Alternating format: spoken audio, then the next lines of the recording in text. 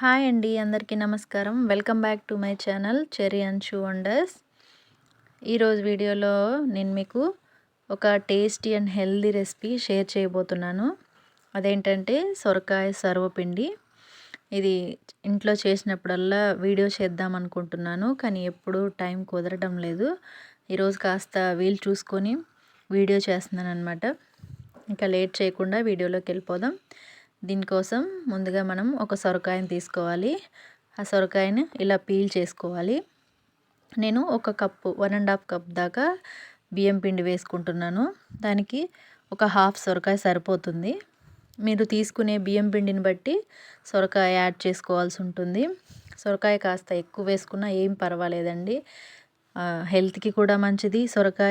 సొరకాయలో water content ఎక్కువ ఉంటుంది కాబట్టి మన ఆరోగ్యానికి కూడా చాలా మంచిది.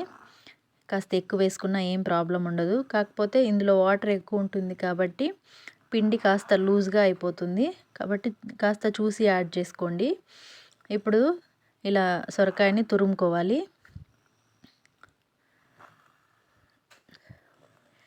మనం ముందుగా బియ్యం పిండి ఆడించి పెట్టుకోవాలి. మనం ఇంట్లో చేసుకున్న బియ్యం పిండి అయినా లేదా షాప్లో బయట దొరికే బియ్యం పిండి అయినా ఏదైనా పర్వాలేదు.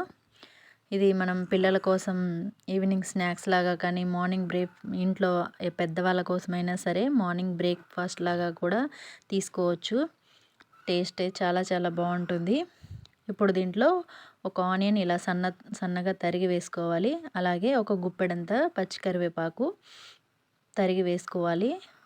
ఒక 2 పచ్చిమిర్చి సన్నగా తరిగి వేసుకోవాలి. అలాగే కొద్దిగా కొత్తిమీర తరుగు కూడా వేసుకోవాలి. పచ్చిమిర్చి అయితే కరివేపాకు అయితే కాస్త ఫ్రెష్గా ఉన్నది తీసుకోండి. ఎందుకంటే కరివేపాకు వేసుకుంటే టేస్ట్ చాలా బాగుంటుంది, స్మెల్ కూడా బాగుంటుంది. ఇప్పుడు ఒక పావు స్పూన్ దాకా పసుపు యాడ్ చేసుకోవాలి. అలాగే రుచికి సరిపడా సాల్ట్ వేసుకోవాలి. ఒక 2 స్పూన్స్ దాకా నువ్వులు వేసుకోవాలి. ఒక హాఫ్ స్పూన్ అంతా అల్లం వెల్లుల్లి పేస్ట్ వేసుకోవాలి. అల్లం వెల్లుల్లి పేస్ట్ టేస్ట్ ఇష్టం లేని వాళ్ళు స్కిప్ చేసేయచ్చు. కాకపోతే వేసుకుంటే టేస్ట్ బాగుంటుంది. ఇప్పుడు బియ్యం పిండి వేసుకున్న తర్వాత వేయించిన పల్లీలు వేసుకోవాలి. ఒక 2 స్పూన్ల దాకా పల్లీలు వేసుకుంటున్నాను. అలాగే ఒక 3 స్పూన్స్ దాకా పచ్చెనగపప్పు ముందుగా ఒక హాఫ్ అన్ అవర్ ముందు నానబెట్టి వేసుకోవాలి.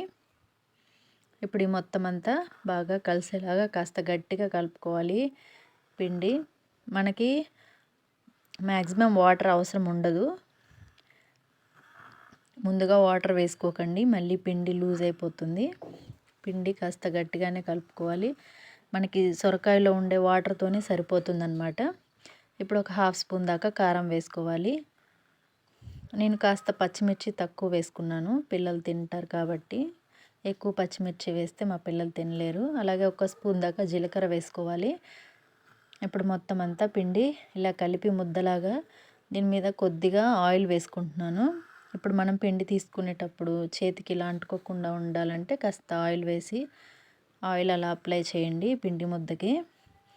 ఇప్పుడు దీన్ని ఒక 10 నిమిషాల పాటు పక్కన పెట్టేద్దాం. ఇప్పుడు ఈ సర్వపిండి చేసుకోవడానికి మనం ఒక వెడల్పాటి గిన్నెని తీసుకోవాలి. అందులో ముందుగా ఆయిల్ అప్లై చేసేసి ఈ పిండిని ఇలా గిన్నెలో స్ప్రెడ్ చేసుకోవాలన్నమాట. ఇలా కాస్త పల్చగా స్ప్రెడ్ చేసుకోవాలి. మనకి చేతికి అంటుకోకుండా ఉండాలంటే మధ్యలో కాస్త చేతికి ఆయిల్ అప్లై చేసుకుంటే సరిపోతుంది.